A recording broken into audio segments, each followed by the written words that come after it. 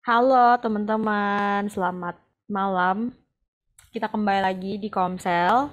Eh, Hari ini tema kita adalah Fruit of Spirit Self Control yang akan dibawakan oleh Cibel.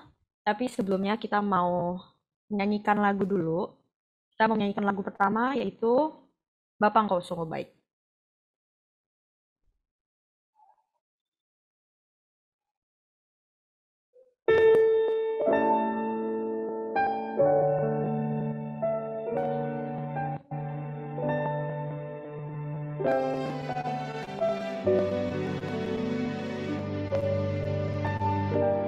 Bapak Engkau Sungguh Baik.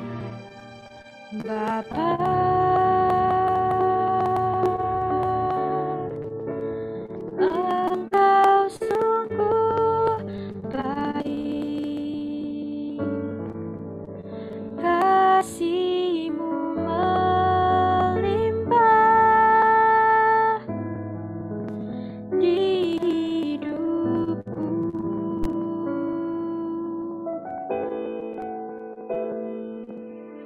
Bapa,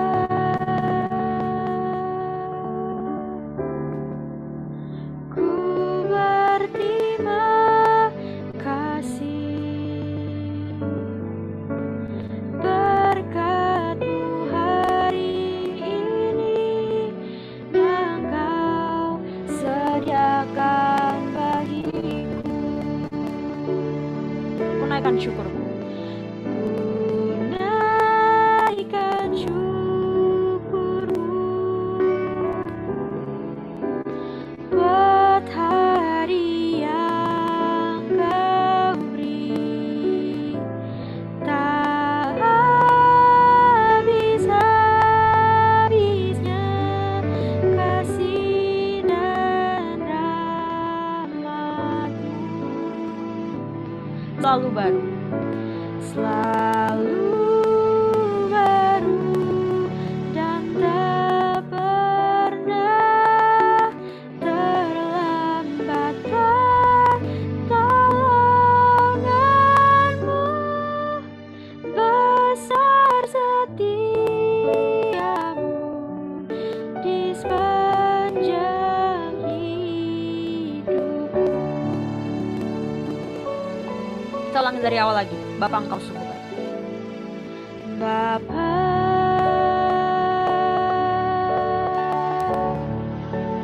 Engkau sungguh baik,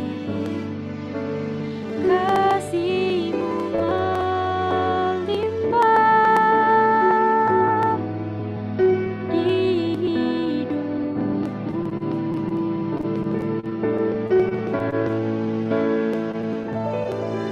Bapa,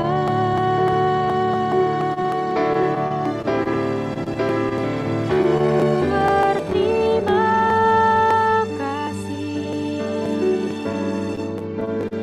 berkat-Mu hari ini yang Kau sediakan bagiku. Ku naikkan syukur. Ku naikkan syukurku buat hari yang Kau beri. Tak habis-habisnya kasih dan rahmat-Mu.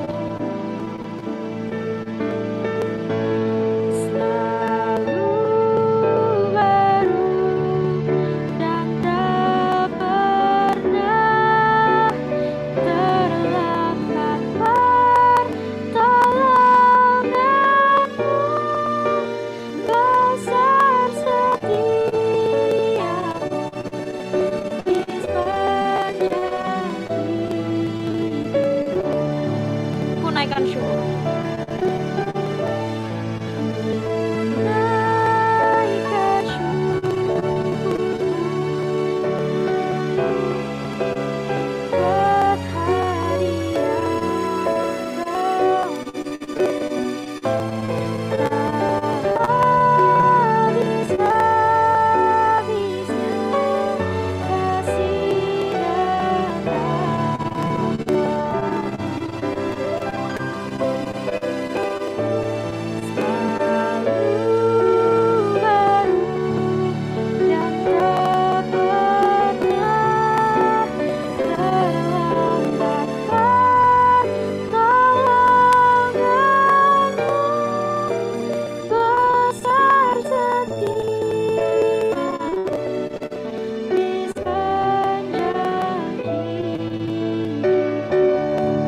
besar setiap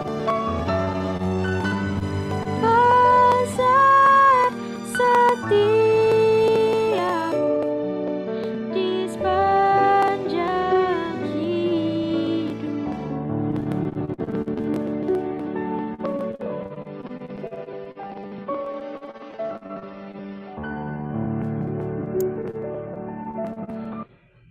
Oke, mari kita bersatu dalam doa.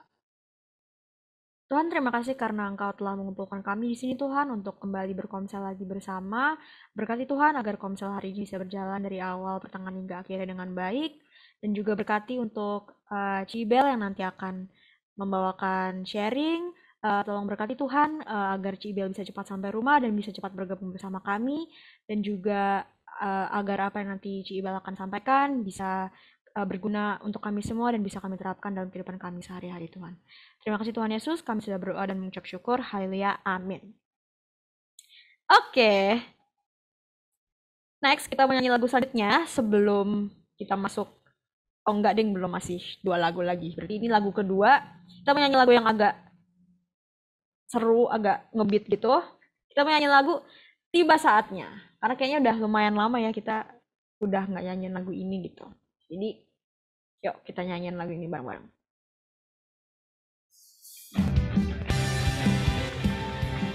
Boleh sambil joget-joget, tepuk tangan, goyang kanan kiri biar makin semangat.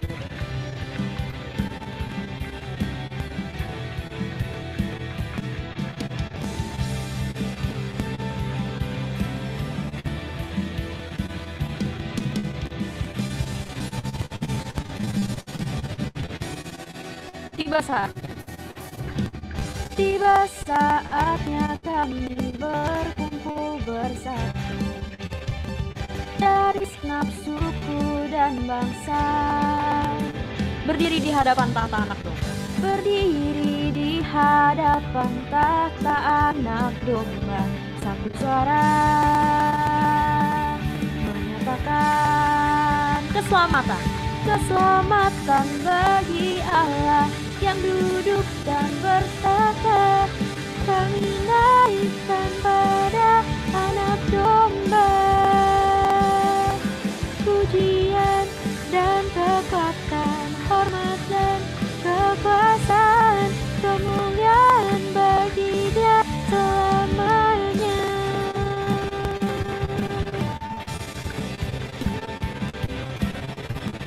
Kita ulang dari awal ya.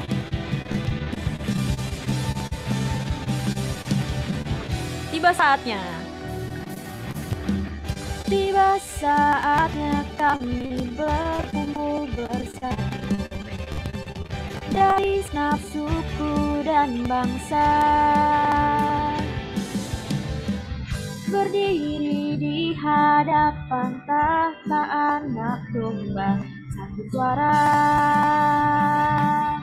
menyatakan keselamatan bagi Allah yang duduk dan bertata. Kami naikkan pada anak domba pujian dan kekuatan, hormat dan kekuasaan, kemuliaan bagi Dia selamanya. Keselamatan, keselamatan bagi Allah yang duduk dan bertata. Kami naikkan pada anak domba pujian dan kekuatan, hormat dan kekuasaan, kemuliaan bagi Dia selamanya. Kemuliaan, kemuliaan bagi Dia selamanya. Sekali lagi kemuliaan, kemuliaan bagi Dia selamanya.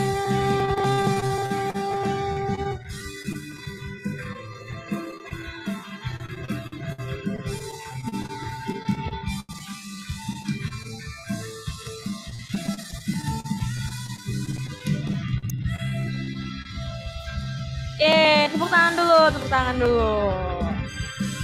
Mantap, mantap. Oke. Nah, sebelum kita masuk ke sharing yang akan dibawakan oleh Cibel, kita mau menyanyikan lagu terakhir dulu kita untuk membawa kita untuk mendengarkan sharing. Kita akan menyanyikan lagu See a Victory.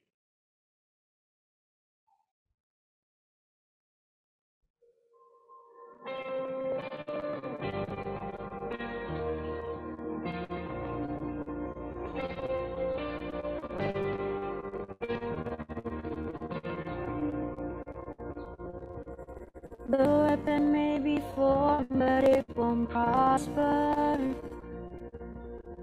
When the darkness falls, it won't prevail.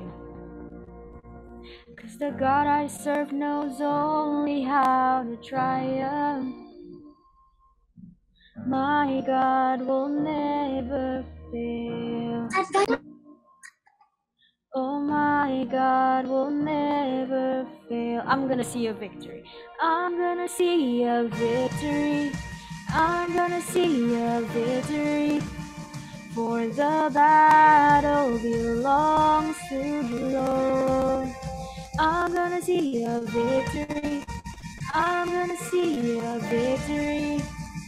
For the battle belongs to you, Lord.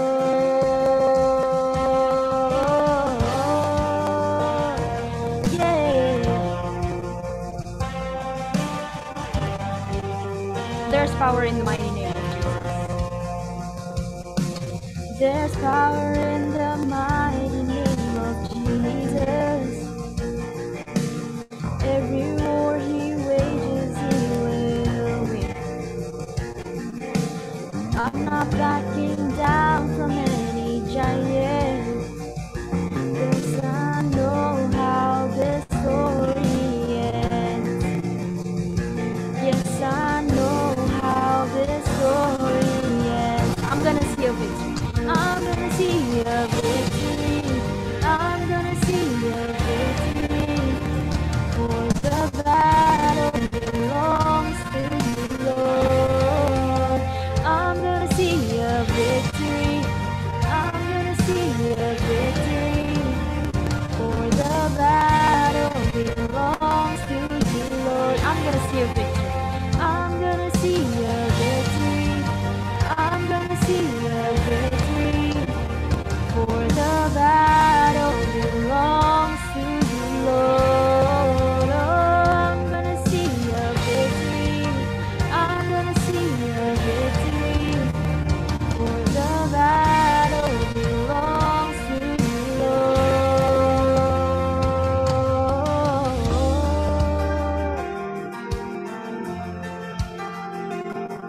Gonna worship my way through this battle. Gonna worship my way through. You take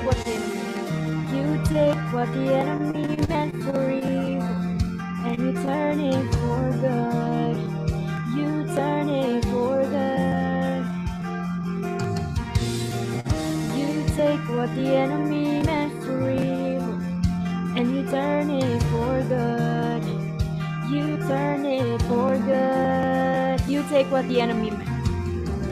You take what the enemy meant for evil, and you turn it for good. You turn it for good. You take what the enemy meant for evil, and you turn it for good. You turn it for good. You take what the enemy meant.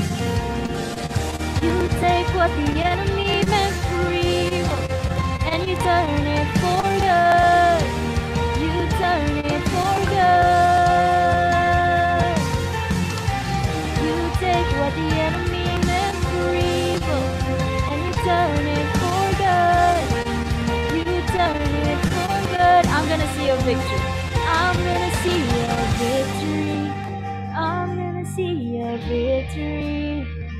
For the battle belongs to you, Lord. I'm gonna see a victory. I'm gonna see a victory. Yeah, for the battle belongs to you, Lord. I'm gonna see a victory. I'm gonna see a victory. I'm gonna see a victory. For the battle belongs to you, Lord.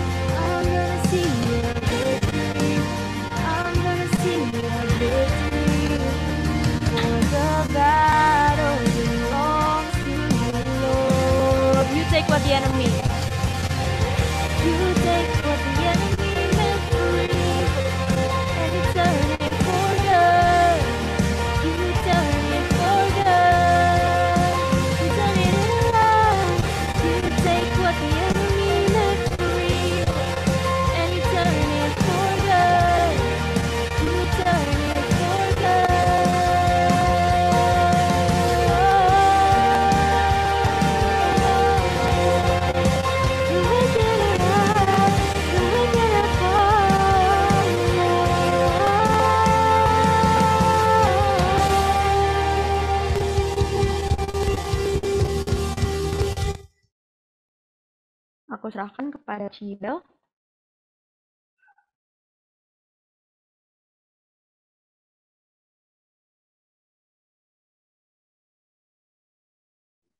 Oke, apakah suaraku kedengeran, guys? Oke, siap. Kita sama-sama doa dulu ya sebelum aku mulai sharingnya. Mari teman-teman kita satu dalam doa. Tuhan Yesus, Bapa yang baik, terima kasih Tuhan. Hari ini kami kembali kumpul di Zoom untuk komsel kami. Kami hari ini akan kembali membahas tentang buah roh di poin terakhir, yakni tentang penguasaan diri. Kiranya hamba-Mu bisa menyampaikan apa yang menjadi kehendak-Mu dengan baik, dan kiranya semua yang ada hadir di sini bisa mendengar, memahami, dan juga nanti akan melakukannya dalam kehidupan sehari-hari. Berkati setiap internet kami, agar Zoom kami lancar sampai selesai pada hari ini, Tuhan. Terima kasih Tuhan, dalam nama Tuhan Yesus Kristus kami berdoa dan mengucap syukur. Amin. Oke. Penguasaan diri ya. Jadi aku mau cerita dikit. Sebenarnya pas Veve kan yang manage untuk komsel ya. Pas dia bilang bahwa akan ada series tentang buah roh gitu, aku langsung bilang kayak gue mau sharing yang penguasaan diri gitu. Karena kan pasti aku nanti dapat jatah komsel gitu kan. Terus aku kayak udah request nih dari awal untuk aku mau bawain penguasaan diri gitu.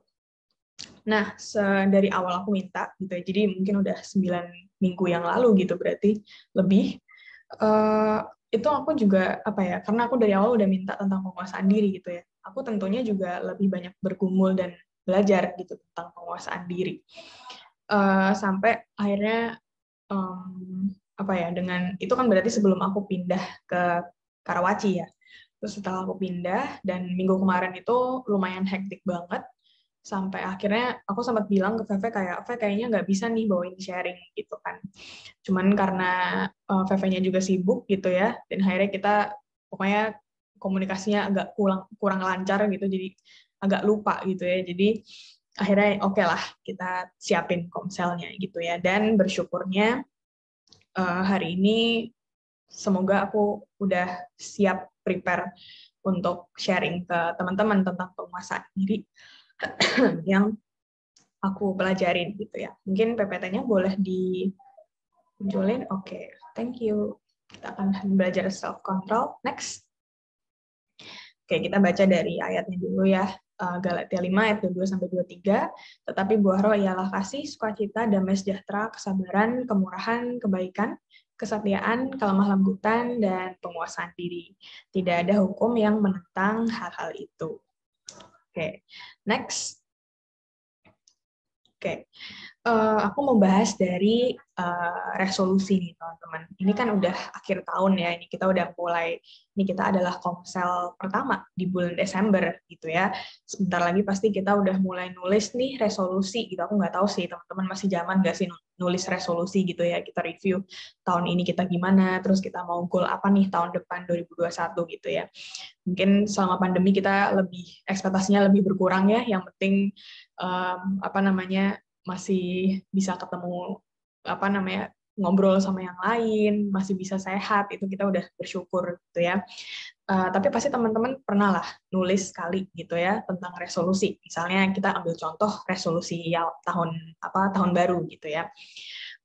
Apa sih contoh-contohnya bisa kita tulis gitu. Bisa teman-teman pasti bisa lah sharing banyak gitu ya. Cuman ini aku coba singkatin gitu nih. Contoh lah dari internet, misalnya kayak mau kurangin berat badan, mau lebih banyak olahraga, mau lebih banyak minum, terus ini mau berhenti ngerokok, mau apa namanya tidurnya lebih pagi, nggak sampai subuh jam 3 gitu ya. Terus dan sebagainya lah gitu.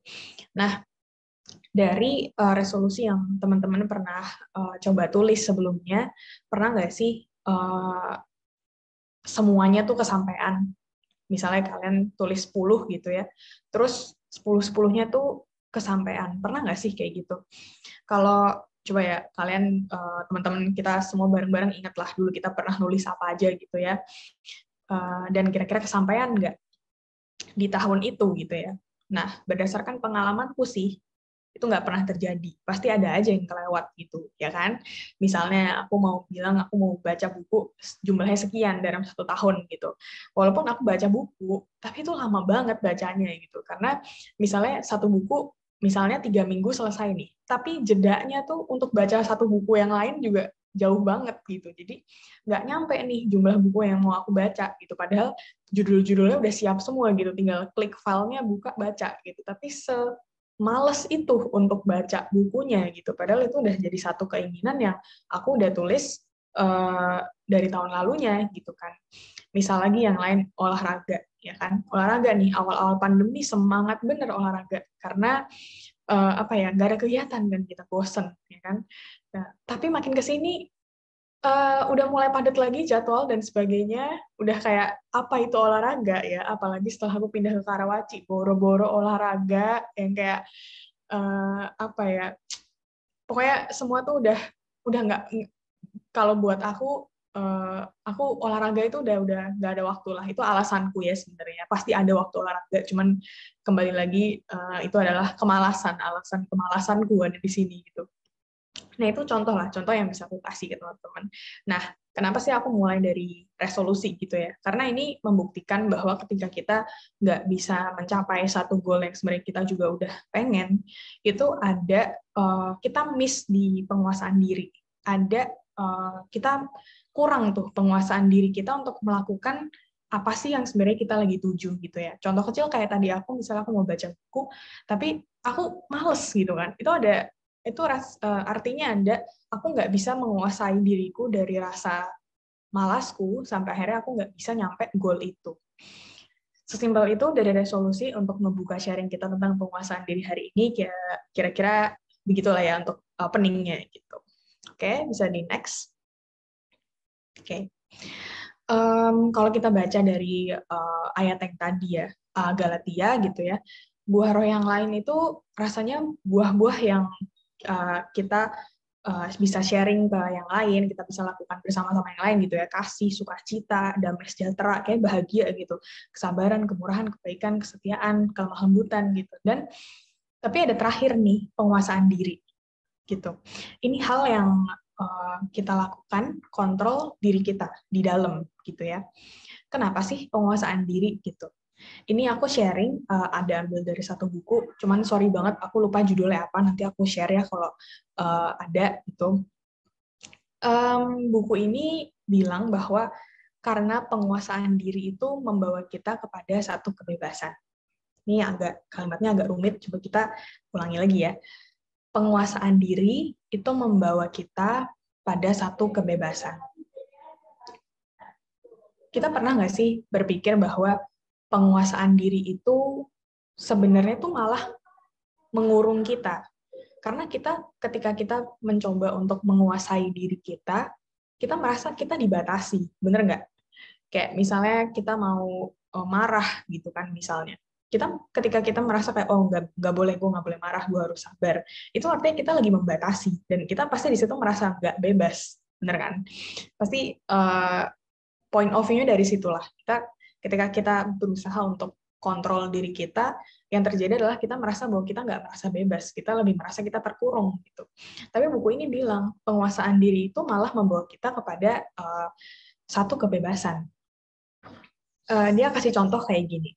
Misalnya kita ambil di sekolah ya, kita lagi ulangan, terus misalnya teman-teman satu geng kita ngajakin kita nyontek.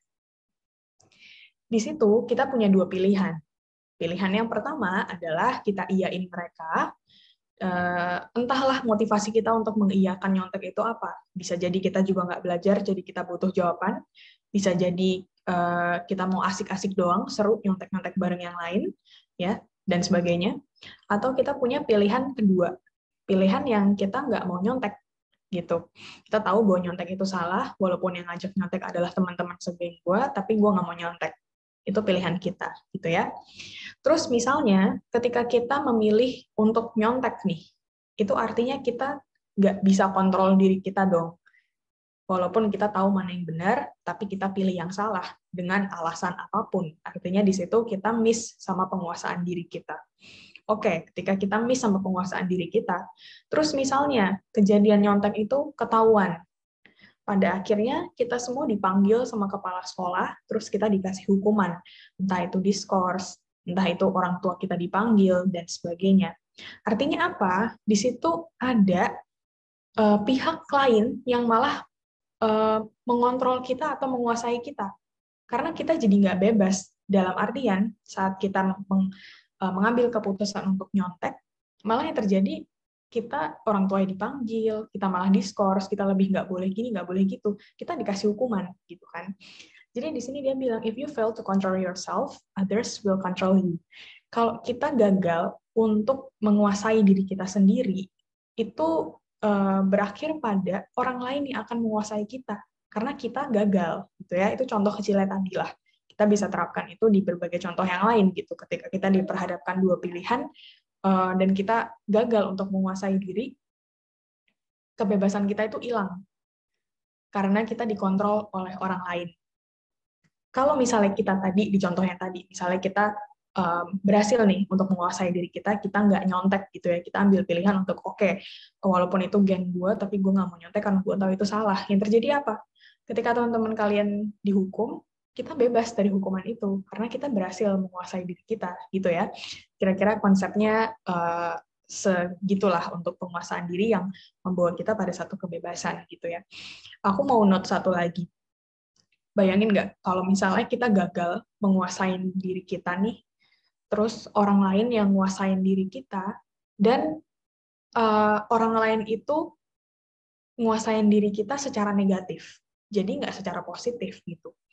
Misalnya kalau dari contoh yang tadi, ibarat kita dihukum itu kan untuk menjadi kita yang lebih baik gitu ya, biar kita nggak nyontek lagi. Tapi bayangin nggak kalau kita akhirnya jatuh kepada tangan orang yang salah untuk mengontrol kita gitu.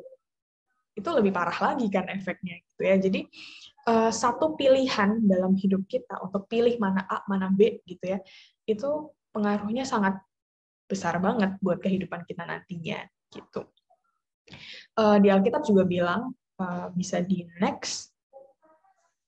Nah, Amsal 25 ayat 28. Orang yang tidak dapat mengandalkan dirinya sendiri itu adalah seperti kota yang roboh temboknya.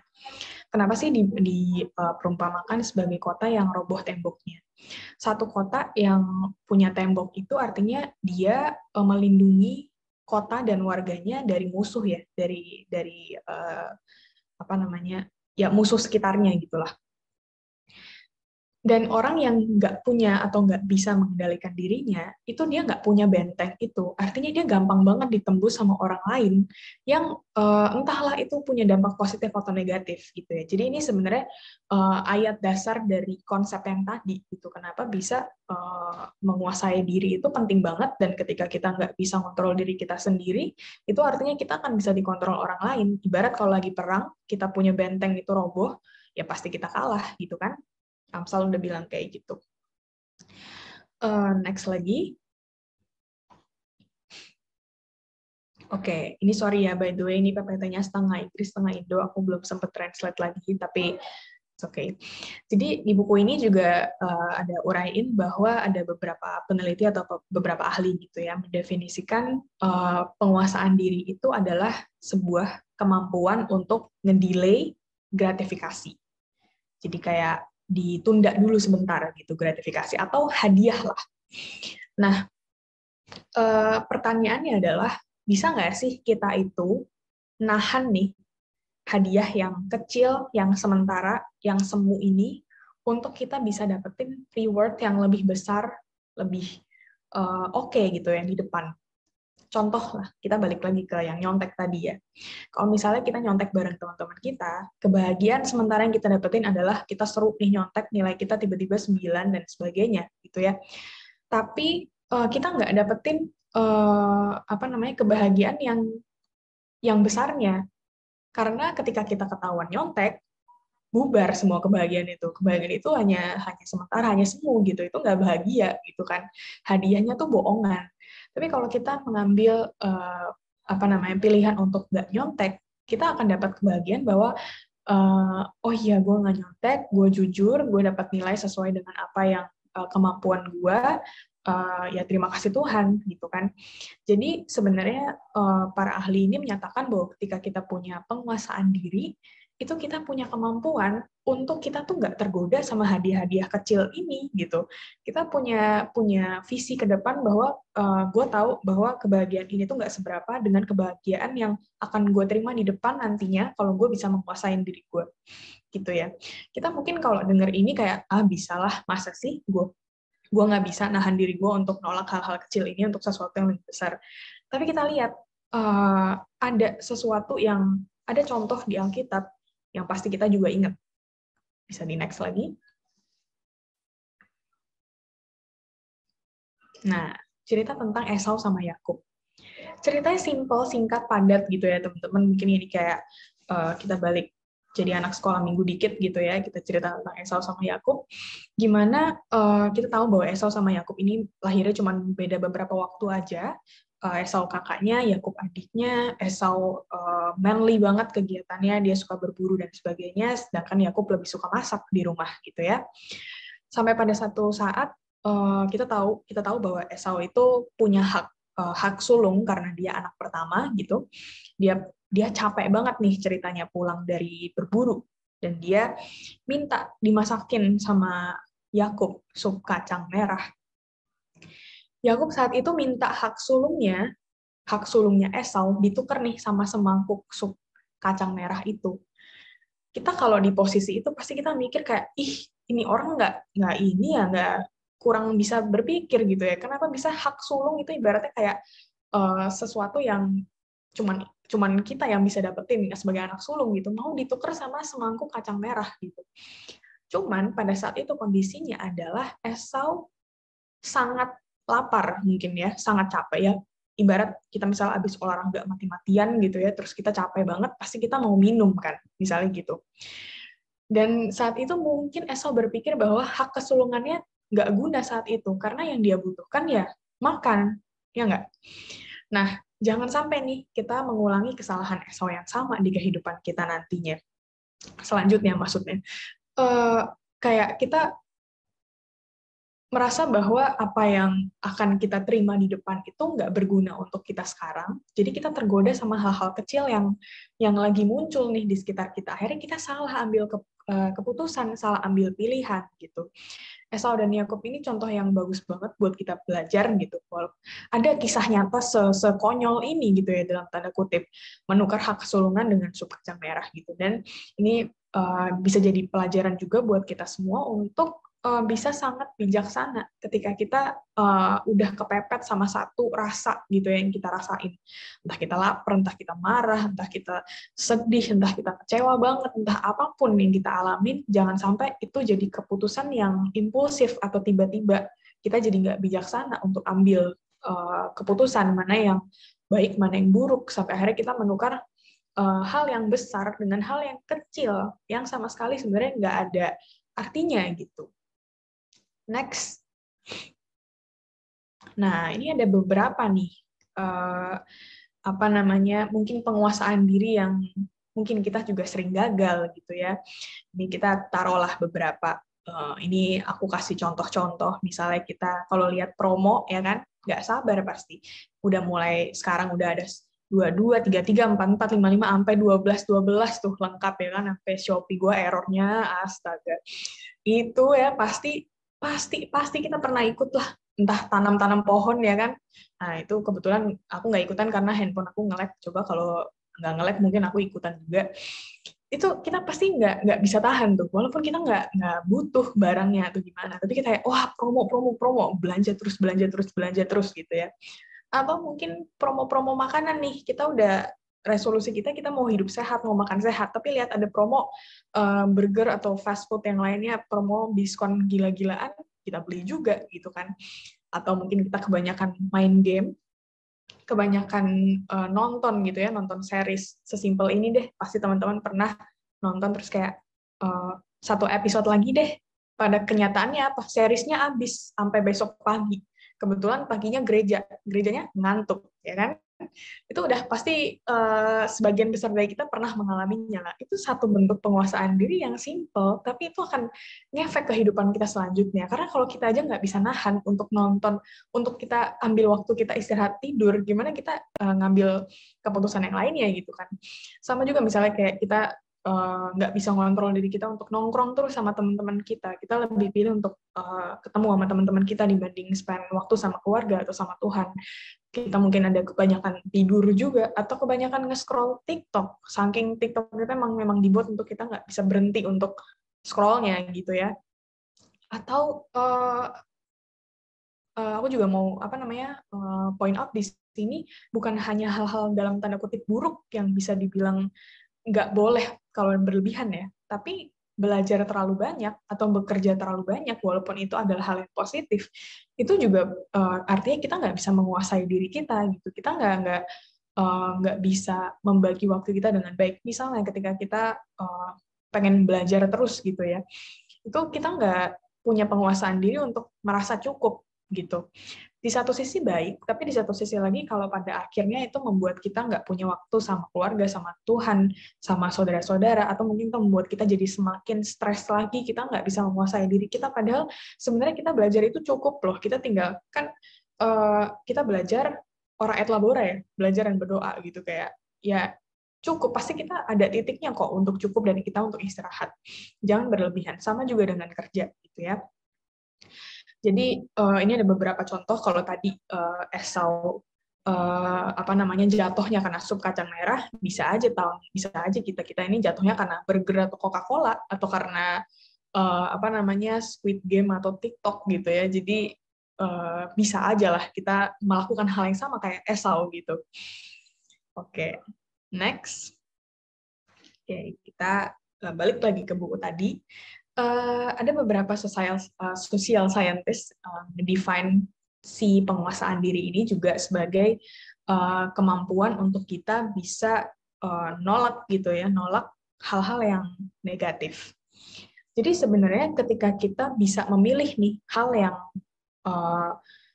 seharusnya kita lakukan atau hal yang benar dalam tanda kutip itu, di situ ada dua hal yang saling proaktif gitu. Jadi yang pertama, kita punya kemampuan untuk menolak hal yang memang hal yang seharusnya tidak kita lakukan, dan kita juga punya kemampuan untuk melakukan hal yang emang seharusnya kita lakukan gitu. Jadi ketika kita memilih misalnya tadi untuk nggak nyontek, artinya itu dua hal. Kita bisa nolak untuk nggak nyontek karena itu salah, dan kita bisa ngelakuin ulangan itu dengan jujur karena itu hal yang memang seharusnya kita lakukan, kayak gitu. Terus kalau misalnya kita udah tahu nih dua kemampuan ini dalam kata penguasaan diri gitu ya, mungkin ini simple, tapi kita lihat sebagai orang Kristen, sebagai orang-orang yang percaya gitu ya sama Tuhan Yesus Kristus gitu, kita bisa lihat bahwa hal-hal yang benar atau yang something we should do, itu tuh sebenarnya apa sih? Jawabannya kita jelas ya, bahwa hal-hal yang harusnya kita lakukan itu adalah semuanya memang hal yang Tuhan suruh lakukan atau Tuhan kehendaki. Tuhan bilang di firman di Alkitab, mungkin di khotbah hari Minggu, di khotbah di KYTB, atau mungkin terselip di sharing teman-teman pas di komsel, atau ketika berdoa dan sebagainya. Banyak banget cara Tuhan untuk cerita, untuk kasih tahu kita harusnya ngapain gitu ya. Dan ini yang membedakan kita dengan orang lain. Bagaimana kita menguasai diri kita itu bukan tentang kita, tapi gimana apa yang kita pilih, apa yang memang seharusnya kita lakukan, itu memang hal yang benar, yang memang udah Tuhan kehendaki untuk kita lakukan, gitu. Terdengar agak sulit mungkin ya ketika kita sadar bahwa hal-hal yang seharusnya kita lakukan itu bukan tentang kita, bukan tentang apa yang kita mau, tapi tentang bagaimana kita bisa taat sama firman Tuhan gitu. Bisa di next lagi. Nah, sekarang aku mau ajak teman-teman untuk mencoba ngebayangin kira-kira segimana sih susahnya penguasaan diri gitu ya. Kenapa sih sampai penting banget harus ada ditulis di uh, buah roh gitu. Bayangin aku kasih gambar di sini tuh gambar dari kita tidur sampai dari kita bangun nih, susah bangun ya, sampai kita tidur gitu. Dari tidur sampai tidur sih sebenarnya. Ibarat kita masih tidur, terus alarm kita bunyi. Itu aja kita belum buka mata, kita punya dua pilihan. Kita mau bangun, atau kita mau matiin alarmnya, kita bangunnya nanti. Itu udah satu pilihan. Itu ngefeknya kemana? Ngefeknya sampai nanti kita sampai akhir hari itu kita apa yang terjadi?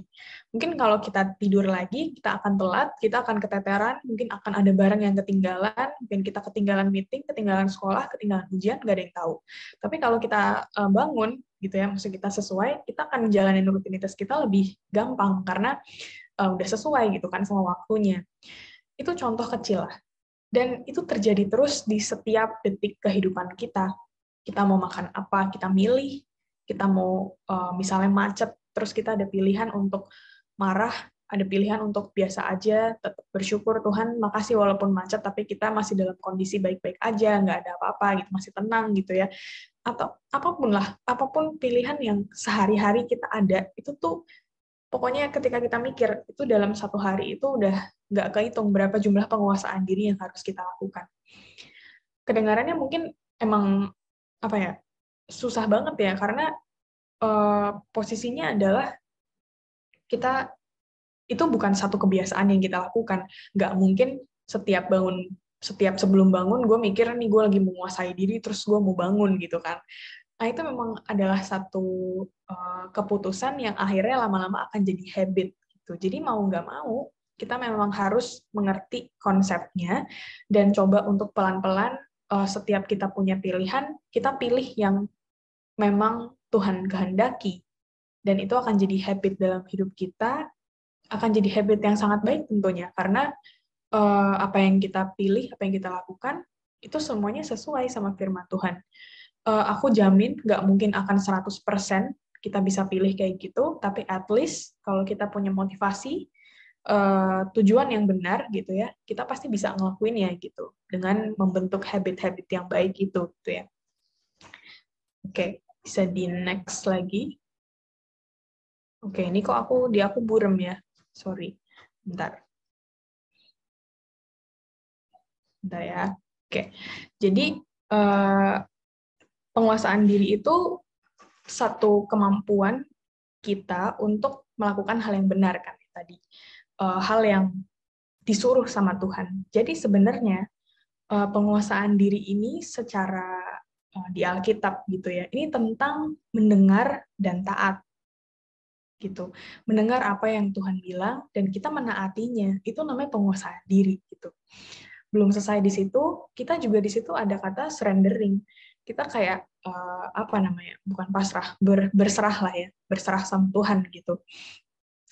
Kenapa berserah? Karena penguasaan diri bukan tentang diri kita nggak mikirin ego kita harus merendahkan hati, merendahkan diri gitu ya, serendah-rendahnya, karena apa yang kita lakukan itu bukan apa yang kita mau. Kita emang berserah sama Tuhan. Tuhan, aku akan lakuin apa yang menjadi kehendakmu. Ya udah, kita berserah sama Tuhan. Itu udah stop sampai di situ usaha kita sebagai untuk menguasai diri gitu ya. Dan ketika kita mencoba untuk melakukan ini secara konsisten, itulah yang baru disebut menguasai diri gitu.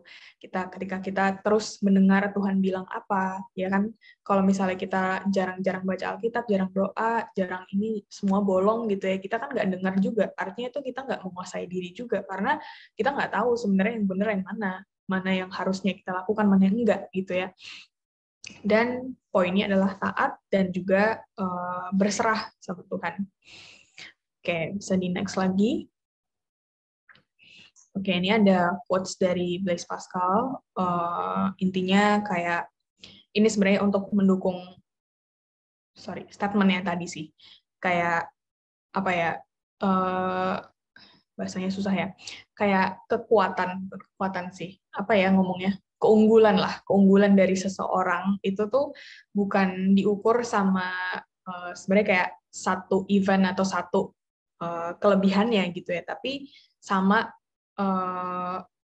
kebiasaannya lah gitu. Jadi kita bisa ngelihat orang itu dari kebiasaan. Makanya ketika kita punya kebiasaan yang baik, yang kita bisa menguasai diri kita gitu ya, disitulah memang orang bisa melihat bahwa keunggulan kita itu kita bisa menguasai diri kita, tapi bukan buat kita, tapi buat Tuhan gitu. Oke, kita bisa di next lagi. Nah, ini poin terakhir, gimana cara kita untuk mulai menguasai diri gitu ya, mulai dari sekarang kita swap, kita tukar hal-hal yang kita tahu itu kita harusnya nggak lakukan gitu ya, sama hal-hal yang benar. Kita mulai dari hal-hal kecil aja, gak usah yang resolusi gede-gede gitu ya. Yang kayak tadi tuh, misalnya belum bangun, alarm bunyi, kita lebih pilih untuk bangun daripada snooze alarmnya gitu. Terus jangan lupa put in the time juga, kita berdoa, kita baca Alkitab, karena di situ Tuhan ngomong sama kita, di situ kita tahu, kita bisa dengar, kita bisa menaatinya. Jangan lupa datang ke gereja juga, datang ke KYTB, datang ke Komsel, ke komunitas-komunitas yang Tuhan udah sediakan lah buat kita. Dan yang terakhir perlu dicatat bahwa nggak ada shortcut untuk bisa tiba-tiba menguasai diri. Semuanya itu satu proses untuk kita bertumbuh, untuk kita punya habit penguasaan diri gitu ya. Jadi mungkin teman-teman bisa belajar hari ini bahwa penguasaan diri itu bukan satu bukan satu sifat yang kita bisa lakukan dadakan atau kayak sekali gitu, karena itu adalah satu habit yang harus kita bentuk melalui proses gitu ya. Oke, bisa di next lagi untuk terakhir. Nah, ini juga ayatnya teman-teman dari Titus 2 ayat 11 sampai 12 bahwa penguasaan diri itu melakukan apa yang Tuhan inginkan, bukan yang kita inginkan.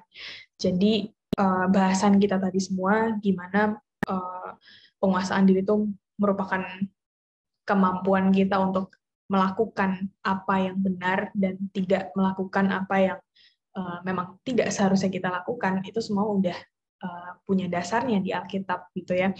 Gue udah dibilang bahwa penguasaan diri ngelakuin yang Tuhan mau, bukan yang kita mau.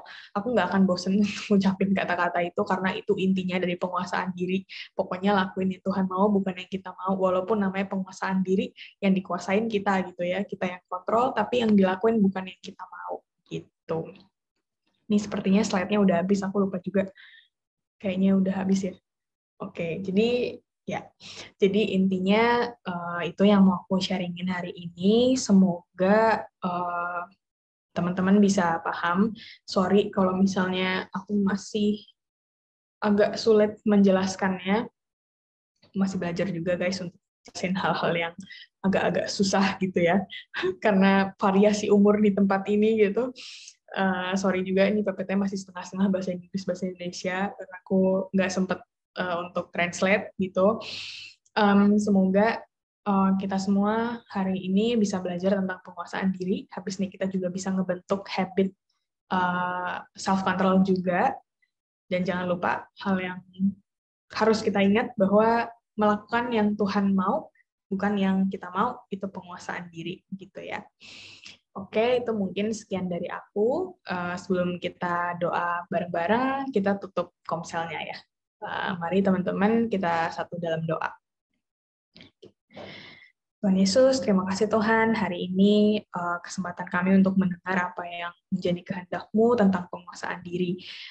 Terima kasih untuk internet kami Tuhan. Hari ini kami belajar bagaimana menguasai diri kita itu adalah mengikuti setiap kehendak-Mu Tuhan. Kiranya Engkau selalu memberikan kami kebijaksanaan untuk selalu mendengar dan menaati apa yang menjadi kehendak-Mu, sehingga akhirnya kami bisa menguasai diri kami, dan kami juga bisa menjadi terang dan garam buat sekitar kami Tuhan. Terima kasih Tuhan, dan Tuhan Yesus Kristus kami berdoa mengucap syukur. Amin. Oke. Thank you.